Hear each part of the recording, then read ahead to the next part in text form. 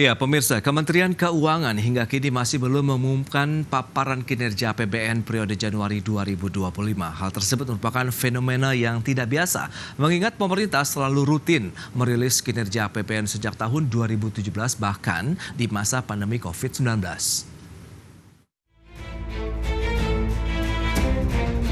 Kementerian Keuangan tak kunjung mengumumkan paparan kinerja anggaran pendapatan dan belanja negara periode Januari 2025.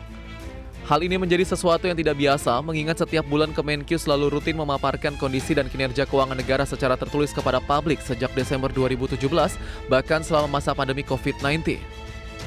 Adapun terakhir kali Kemenkyu menggelar rilis APBN kita adalah pada 6 Januari 2025 untuk memaparkan kinerja Desember 2024.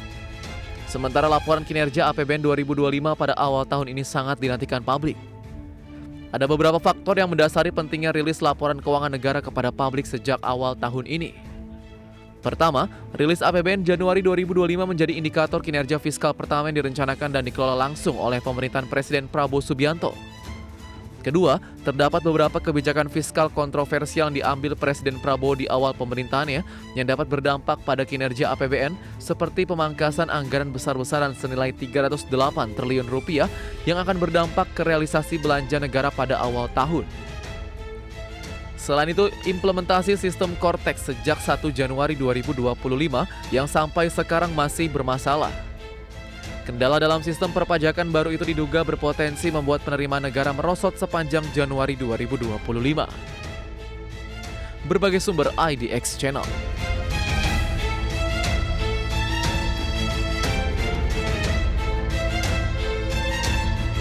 Baik pemirsa, untuk membahas tema kita kali ini kita sudah tersambung melalui Zoom bersama dengan Bapak Wijayanto Samirin, beliau adalah ekonom Universitas Paramadina. Halo Pak Wijayanto, apa kabar?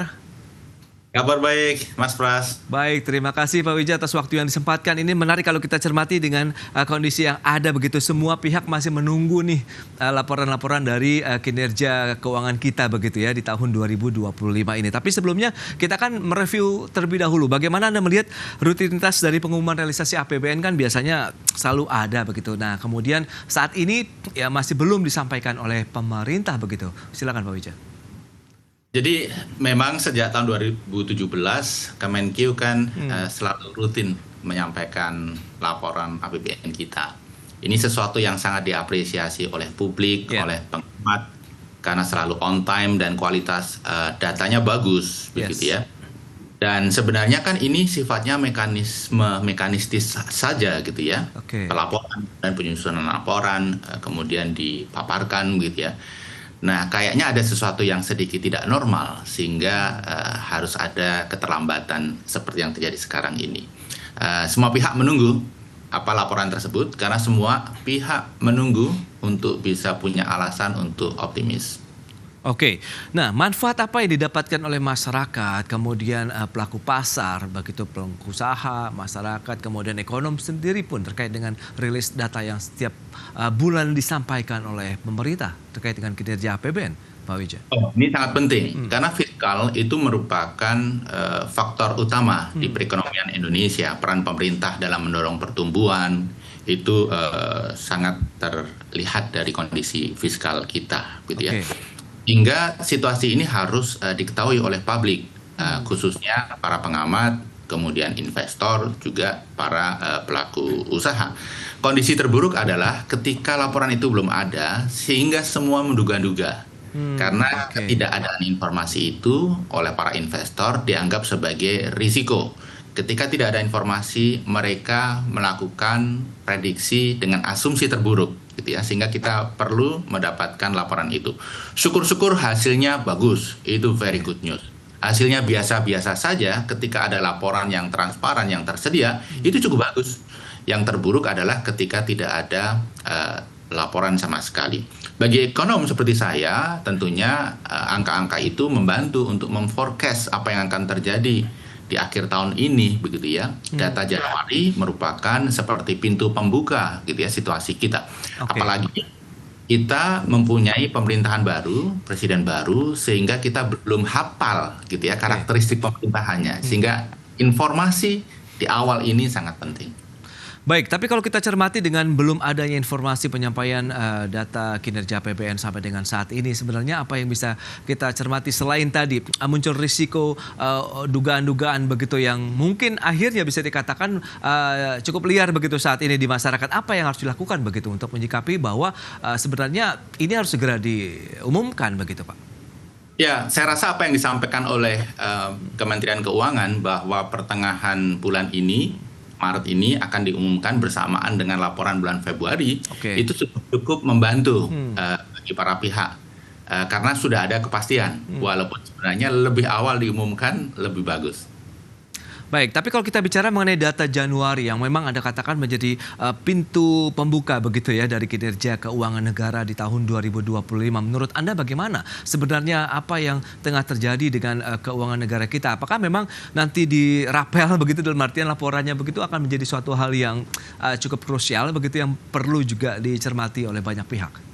Ya, menurut saya kenapa ini belum dipublish ada dua hal. Yang pertama adalah faktor logistik dan administratif. Kita tahu ada beberapa KL baru, menteri baru, sehingga barangkali ini berkontribusi pada keterlambatan pelaporan.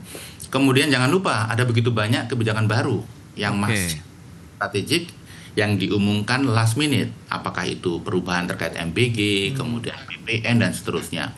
Yang tidak kalah penting adalah Cortex. Ini kan menambah kerumitan. Karena pelaporan pajak tertunda akibat sistem yang kita harapkan. Itu dia, Belum membantu. Yang kedua, Mas, saya juga melihat ada unsur strategik. Ini sah-sah saja dilakukan. Ada unsur strategik, dugaan ya, barangkali laporan Januari itu tidak terlalu bagus. Di saat semua pihak menunggu good news, di saat ada sedikit distrust kepada pasar kita, sehingga dikombine dengan Februari. Iya, diharapkan sudah lebih bagus. Sehingga faktor-faktor itu bisa di-normalize oleh informasi di bulan Februari. Jadi ketika Februari diumumkan, apa yang terjadi di Januari menjadi irrelevan. Diharapkan bisa mereduksi begitu ya kondisi yang terjadi di Januari begitu seperti Anda sampaikan Pak Wija. Ya. Baik. Dan ini sudah bergabung ada Pak Arief Rohman Said Putra, Ketua Hipmitech Center. Halo Mas Arief, apa kabar? Masih di mute sepertinya, Mas. Halo, kabar Mas Paras? Baik, terima kasih atas waktu yang disempatkan. Tadi sudah berbincang cukup jauh nih bersama dengan Pak Wijayanto Samirin, ekonom dari Universitas Paramadina. Nah, lantas review dari Hipmitech Center sendiri bagaimana begitu dengan kondisi saat ini belum adanya laporan kinerja dari keuangan negara begitu di Januari sampai dengan Februari. Tadi Pak Wijayanto sudah menyampaikan ada beberapa hal terkait dengan mungkin ini adalah upaya strategis yang setengah dilakukan oleh pemerintah juga. Kemudian bagaimana ini bagaimana melihat ya kondisi yang ada di bulan Januari kemudian dikombinasikan dengan laporan Februari sehingga nanti akan ya informasi-informasi positif yang coba dibangun juga oleh pemerintah begitu Mas Arief. Silakan. Ya, baik. Terima kasih Mas Pras. Jadi memang kita semua itu juga menanti-nanti gitu rilis pengumuman resmi yang biasanya selalu disampaikan oleh pemerintah biasanya 2 atau 3 minggu setelah masa atau bulan itu berakhir ya. Tapi ini memang sampai dengan Januari Februari ini konferensi pers yang biasanya dilakukan oleh Kementerian Keuangan itu tidak kunjung dilakukan. Nah, ini tentu menurut kami ini menimbulkan spekulasi publik. Jadi yang sebenarnya tidak perlu terjadi begitu. Jadi memang kalau kita lihat berdasarkan data sekunder ya, data informasi dari apa yang belum karena pemerintah belum merilis, memang ada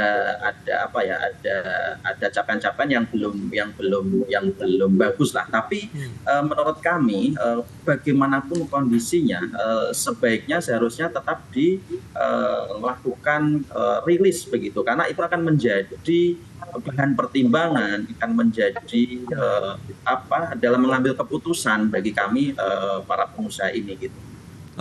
Nah bagi pelaku usaha sendiri apa dampaknya kalau memang adanya keterlambatan dari pengumuman rilis kinerja keuangan negara begitu? Adakah sesuatu yang cukup krusial begitu Mas Arief? Kalau kami sebenarnya kalau kita bicara informasi data itu kan sebenarnya kita juga bisa mendapatkan dari non primer lah begitu. Tapi memang apa yang dirilis oleh pemerintah itu menjadi informasi resmi lah, bahwa memang kondisi ekonomi mikronya begini, makronya seperti ini, capaian-capaian ekonomi kita seperti ini, itu lebih clear. Walaupun kami juga ini biasa lah ya, dalam dunia manapun, dunia apapun, kita punya data-data intelijen lah untuk bagaimana kemudian juga, karena kita nggak mungkin menunggu pengumuman resmi pemerintah dalam mengambil keputusan kan, Mas Pras. Baik. Nah, Pak Wija, kalau misalnya itu sudah disampaikan dari pelaku usaha, khususnya Hipitex Center, kemudian Anda melihat bagaimana dampaknya sendiri akhirnya terkait dengan pemerintah sendiri nih, Pak Wija? Ya, bagi pemerintah ini kan juga merupakan informasi bagi seluruh ASN, bagi seluruh pejabat begitu ya. Situasi perahu yang sedang mereka kemudikan seperti apa begitu ya. Ketika misalnya kok defisitnya melebihi target, sehingga mereka lebih semangat mestinya ya untuk melakukan penghematan. Ketika penerimaannya masih belum memadai, mereka yang berada di sektor pendapatan negara mestinya lebih keras untuk bisa mencukupi itu. Intinya begini, masing-masing bagian dari pemerintah itu kan ada target. Ketika informasi tentang kinerja walaupun baru 1 bulan pertama itu sudah dipublish, mereka kemudian melihat target saya ini seperti apa, apakah akan tercapai atau tidak. Saya rasa bagi teman-teman di Ditjen Pajak, teman-teman di Bea Cukai, informasi APBN khususnya penerimaan ini merupakan sesuatu yang luar biasa. Pelecut semangat kalau masih jauh dari target. Berarti memang ada suatu hal yang sebenarnya harus segera dilakukan begitu oleh pemerintah sendiri. Di satu sisi kalau memang ini rutin dilakukan, akhirnya bisa menjadi bahan evaluasi lah begitu ya Pak Wijaya, terkait dengan upaya-upaya untuk mengejar lagi dari sisi pendapatan negara. Kita akan bahas lebih jauh lagi di segmen berikut, mengingat target tahun 2025 ini cukup tinggi juga begitu ya di segmen berikutnya. Mas Arief, kita akan jeda dulu sebentar, dan pemirsa, kami akan segera kembali usai pariwara berikut ini.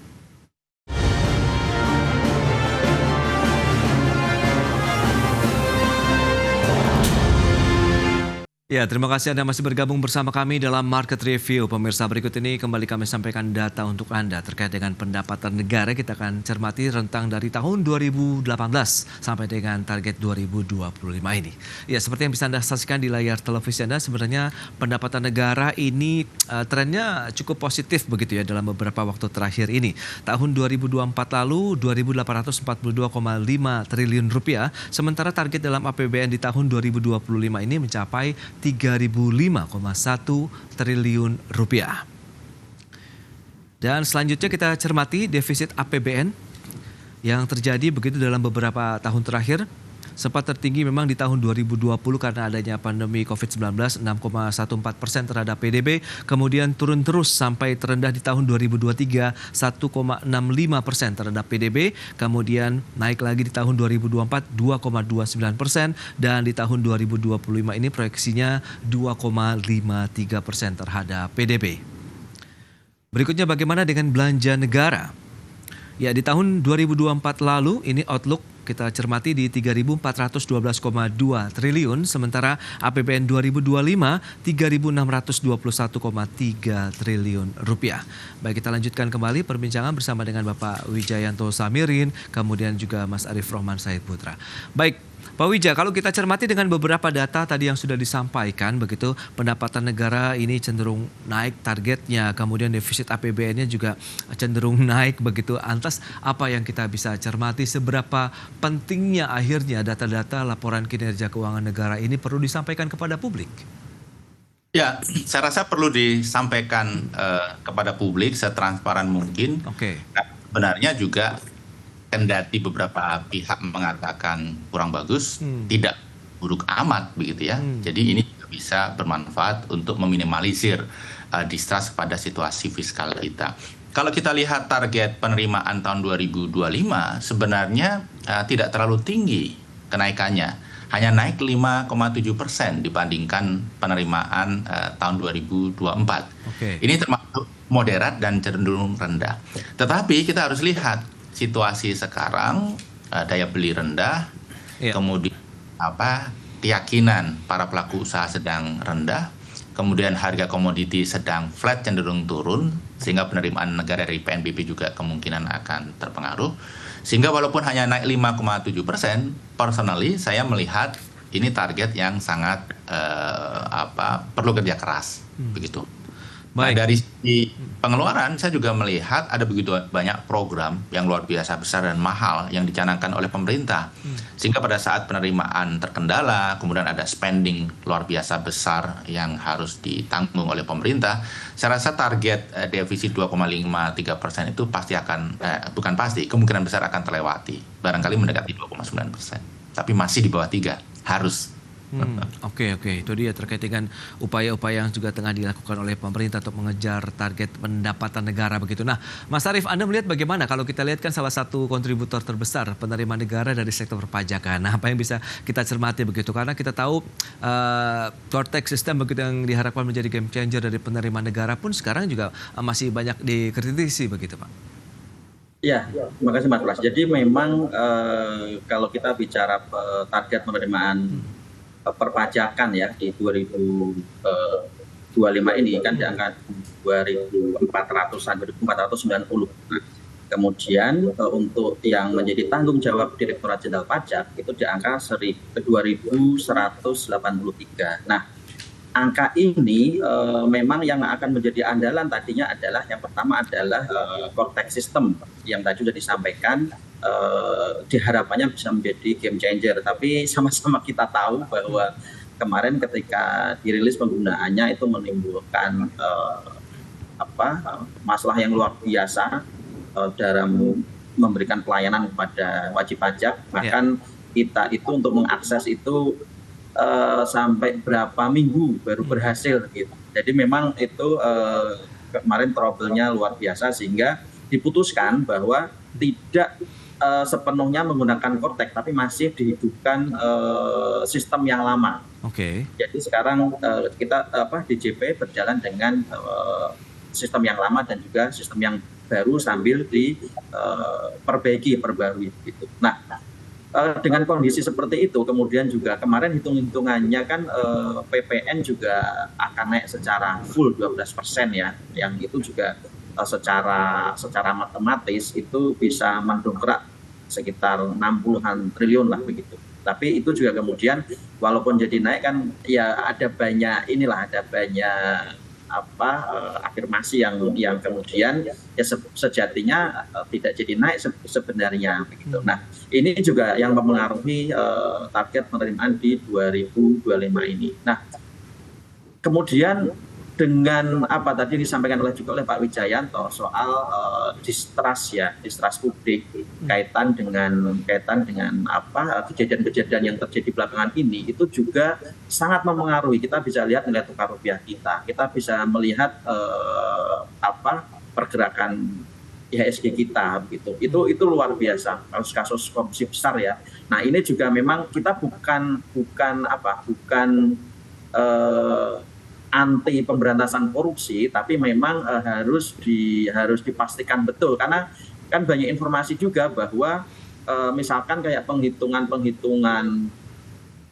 di kasus-kasus sebelumnya misalkan itu juga tidak real, tidak konkret begitu karena perhitungan asumsi kerusakan lingkungan dan segala macamnya. Nah, ini jangan sampai ini artinya pemberantasan korupsi harus tetap berjalan, tapi juga bagaimana tetap menjaga stabilitas ekonomi kita gitu.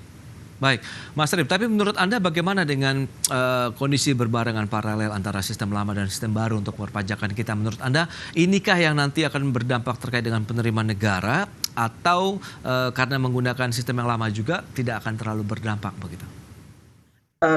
Ketika ini perbaikannya ini berjalan dengan baik dan sebelum semester 1 selesai sudah bisa full digunakan, saya rasa itu juga akan bisa cukup mempengaruhi untuk bagaimana bisa mempengaruhi terhadap peningkatan penerimaan perpajakan kita. Tapi kalau sampai fungsi-fungsi, jadi core tax yang kemarin beroperasi itu kan bukan core tax yang ideal seperti yang rencana sebelumnya, tapi itu adalah dirilis dulu, bisa dipakai dulu sambil dilakukan penyempurnaan. Nah, ketika memang fungsi-fungsinya masih fungsi-fungsi dasar, itu belum begitu bisa mendongkrak penerimaan negara, karena harapannya kan dengan konteks itu bisa memperluas basis pajak secara signifikan, dan itu memang yang menjadi andalan kita, karena sama-sama kita tahu bahwa underground ekonomi kita itu masih sangat besar sekali di angka 23%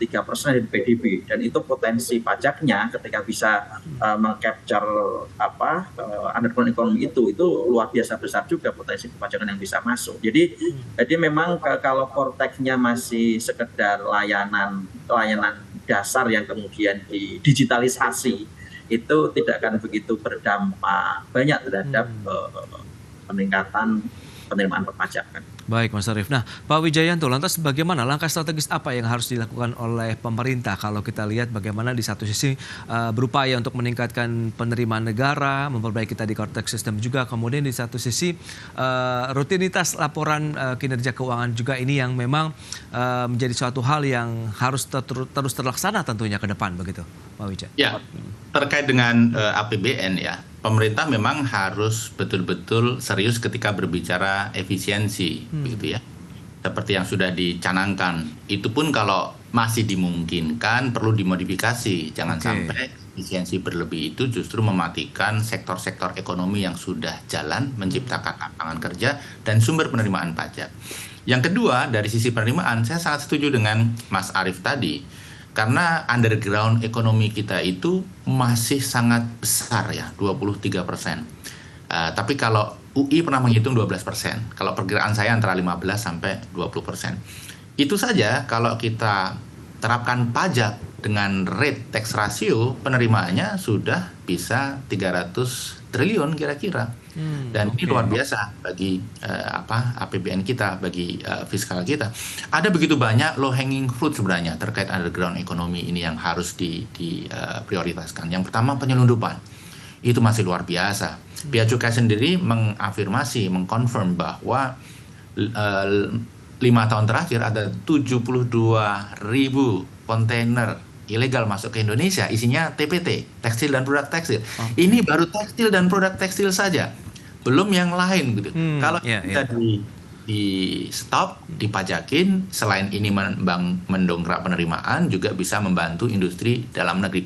Belum lagi cukai palsu, cukai rokok tanpa cukai dan lain sebagainya. Itu masif sekali. Kalau pemerintah mau low hanging fruit, very low hanging fruit, hal-hal seperti itu harus diprioritaskan. Oke, berarti di kondisi di lapangan justru yang juga masih perlu dibenahi begitu ya, di satu sisi untuk mendorong lagi penerimaan negara tadi kalau kita bicara mengenai underground ekonomi, begitu Pak Wija. Jadi kebijakan itu satu hal, implementasi di lapangan itu hal lain. Jadi, kebijakan yang bagus tanpa didukung oleh implementasi yang bagus juga di lapangan, ini tidak akan berdampak seperti harapan. Jadi di dua aspek itu harus didorong, Mas Pras. Baik, terakhir Mas Arief, Anda melihat bagaimana potensi untuk penerimaan negara ke depan begitu, dan ya kita tahu rutinitas laporan keuangan ini juga harus segera dilakukan atau bagaimana? Silakan. Ya, jadi berdasarkan informasi yang kita dapatkan, itu kan Januari Februari ini masih sangat jauh ya. Saya tidak mau menyampaikan angka real detailnya, tapi masih di bawah 10% lah.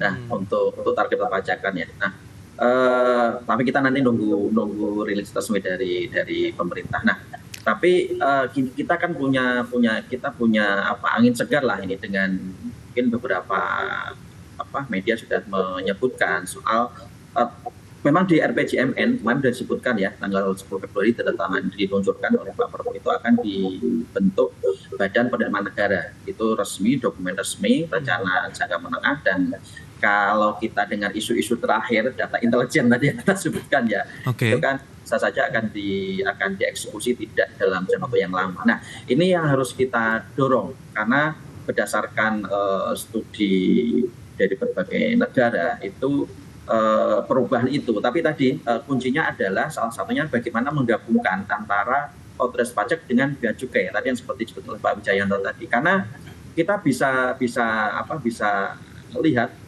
kasus-kasus belakangan terakhir ini tidak jauh dari soal keluar keluar masuk barang dari negara kita. Jadi ini yang memang harus kita perkuat betul, dan walaupun misalkan ini kan ada di dalam satu payung Kementerian Keuangan, itu berbeda karena pertama harus disatukan dalam satu integrasi yang memang itu di bawah satu komando, dan juga adanya interkoneksi. Ini yang menjadi penting, sehingga DJP kan tidak bisa mengakses soal persediaan keluar masuknya barang. Nah, di satu sisi Bea Cukai juga nggak bisa mengakses laporan keuangan perusahaan. Nah, ini kan bisa disinkronisasikan gitu. Nah, itu menurut saya ini game changer kedua yang kita harapkan untuk bisa ini Mas Pras, untuk bisa mengejar ketertinggalan di 2 bulan terakhir, itu 2 bulan saat Januari Februari ini, untuk mengejar di 10 bulan berikutnya, yaitu tadi rencana Badan Penerimaan Negara. Baik, berarti memang masih banyak upaya-upaya yang perlu dilakukan oleh pemerintah ya untuk membooster lagi begitu dari sisi penerimaan negara dengan memperbaiki tadi sistem, kemudian upaya-upaya penegakan hukum juga di lapangan ya, kalau kita bicara mengenai potensi-potensi penerimaan negara yang masih bisa digarap ke depannya begitu. Pak Wijayanto, terima kasih banyak ini atas sharing informasi dan update yang sudah diberikan kepada pemirsa. Mas Arief, terima kasih juga atas analisis dan informasi yang sudah diberikan juga kepada pemirsa pada hari ini. Selamat melanjutkan aktivitas Anda kembali. Salam sehat, sampai berjumpa kembali. Terima kasih Mas Pras, terima kasih Pak Jayanto.